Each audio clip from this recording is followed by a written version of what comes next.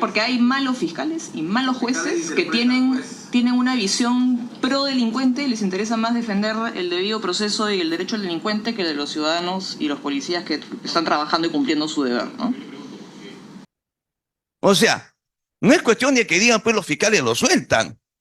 Hay que decirles por qué lo sueltan los fiscales. Porque la ley ya lo dio este gobierno en decretos legislativos el año pasado. Decretos legislativos que deberían pasar por el control del Congreso y el Congreso no los controló. Entonces, ¿cómo quieren que metamos a la gente a la cárcel si las mismas, el Ejecutivo y el Congreso nos dan normas para no meterlos a la cárcel?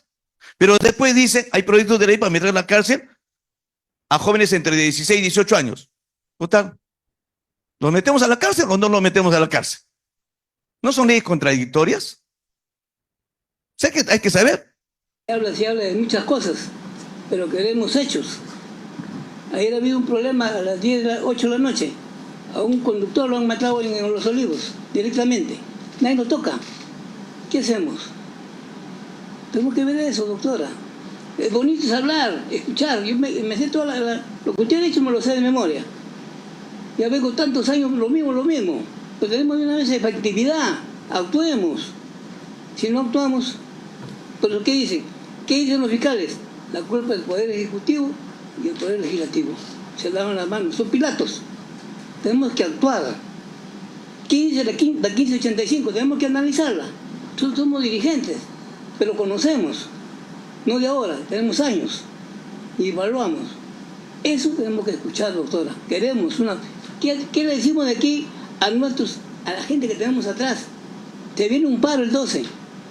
¿Qué le vamos a decir? Palabras. Anoche nos dijeron, mecidas, sentarse por las puras ahí.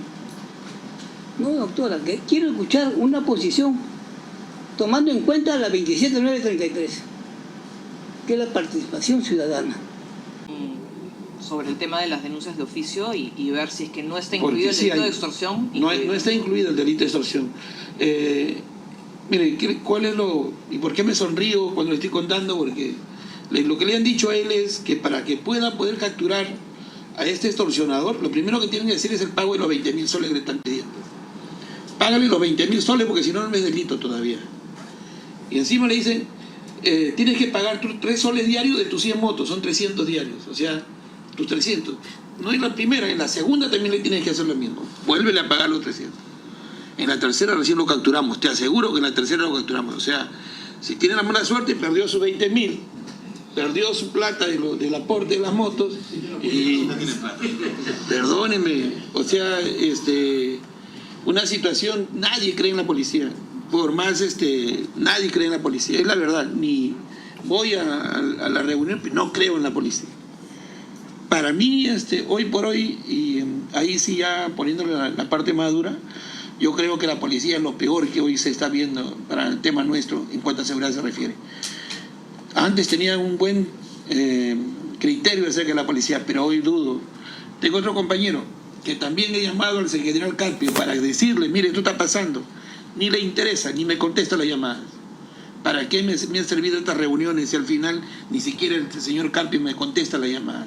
¿Qué tal abusivo? Ha dejado al joven llorándole en la puerta de su oficina, llorándolo lo ha dejado ahí, asustado porque tiene miedo que lo maten. En estos operativos se ha detectado una gran cantidad de conductores extranjeros sin ningún tipo de documentos.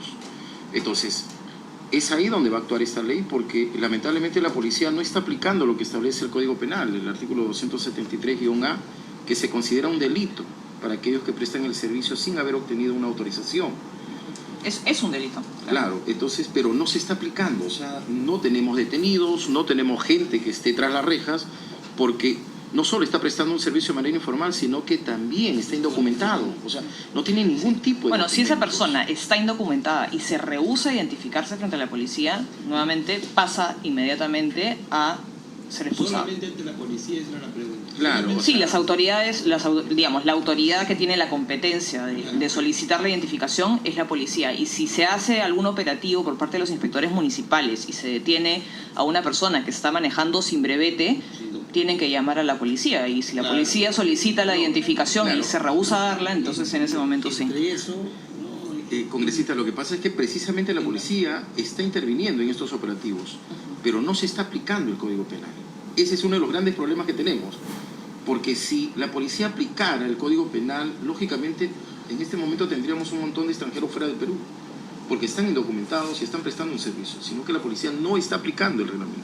Sí, lo que pasa es que actualmente, y justamente a eso va este dictamen, actualmente el indocumentado, digamos, la sanción no es la expulsión inmediata. Entonces, ahora sí. Ahora sí va a ser. Ahora sí. Perdona la insistencia, pero sí, es que este es el problema que se vive actualmente en transporte, no solamente en San Juan de Lurigancho o Lima Metropolitana, sino en el país. A cargo de los mototaxis están las municipalidades o gobiernos locales. A cargo de ellos están los inspectores. Los inspectores a veces no hay policía que puedan apoyar los operativos. Y muchas veces cuando se interviene a mototaxistas sin documentos, sin licencia de conducir, aún siendo extranjeros, se niegan a identificarse y se genera un problema. Golpean, lesionan, el procurador público municipal no interviene, no hace absolutamente nada en cuanto a la defensa de ellos. Entonces el caso sería que si dentro de ese marco se pueda considerar también a los inspectores. Cuando se nieguen, ellos ya verán si van a la policía, si lo retienen y permiten que venga la policía y se los lleve, ya ese es otro tema. Sí, o tal vez a serenazgo, ¿no? Serenazgo. Lo que sí es importante es, digamos, no podemos mezclar las competencias de todas las entidades públicas que tenemos, ¿no? O sea, si bien efectivamente, como usted señala, hay entidades que no están cumpliendo bien su función, la policía tiene ciertas funciones que tienen que ser cumplidas por la policía. Y lo que tenemos que hacer es fiscalizar que efectivamente las cumplas, no digamos, remover esa competencia y dárselo a un inspector municipal que, como digo, digamos, tiene un rol administrativo. Dando prácticamente estas extorsiones, cortando los teléfonos de los penales. Y el teléfono que es para llamar a la familia, que se ha intervenido, que obviamente vas a estar controlando que las llamadas sean para decir cómo estás, mis hijos, mi esposa, lo que sea, pero no vas a estar llamando para poder estar cobrando cupos. Entonces, particularmente yo he estado viajando en el interior del país poniendo antena de Vitel, y normalmente en los pueblos no hay comunicación, y para las familias. Y para nosotros comunicarnos con nuestra base es complicadísimo. Entonces, y no entiendo por qué las cárceles tienen el privilegio de tener comunicación, cuando simplemente ¿qué hacemos nosotros? Walkie-talkie, que me da un máximo de 1000 metros a la redonda y es suficiente. No necesito comunicarme más que con el personal. Entonces, las cárceles, ¿para qué tienen que tener comunicación? O sea, yo creo que quienes tienen que tener los walkie-talkies son la policía.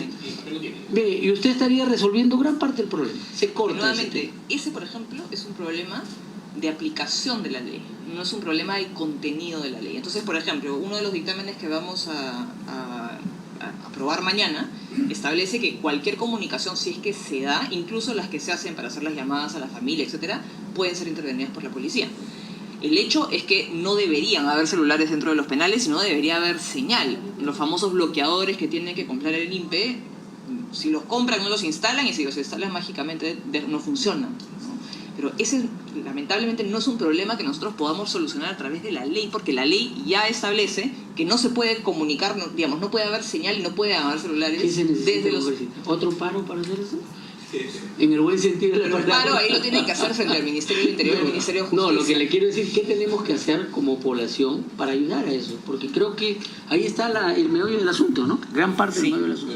Una propuesta que presenté, que todavía no se ha dictaminado, pero que ya está presentada, busca que sean las propias empresas de telecomunicaciones las que bloqueen la señal desde los penales a través de sus sistemas de geolocalización.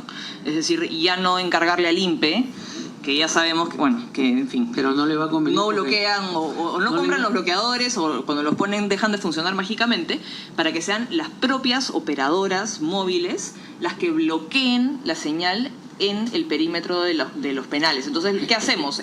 La obligación de digamos, garantizar que no hayan comunicaciones dentro de los penales la trasladaríamos del INPE a las propias empresas de telecomunicaciones. Y esta es una propuesta que digamos, ya se aplica en países como Colombia. Y otra alternativa que, bueno, no es legal, es un tema del Ejecutivo. Yo hace un par de semanas estuve en Argentina y pude reunirme con la ministra de Seguridad, Patricia Bullrich, que de hecho también enfrenta problemas muy similares a los que estamos enfrentando nosotros en el Perú. Y ella me habló de un sistema nuevo que están utilizando para bloquear las señales dentro de los penales. Que, digamos, se instala el sistema y son las propias empresas de telecomunicaciones las que a través de este sistema pueden identificar cuáles son las llamadas ilegales que se están dando dentro de los penales. Entonces yo creo que hay alternativas no necesariamente legales que también se pueden evaluar desde el Ejecutivo.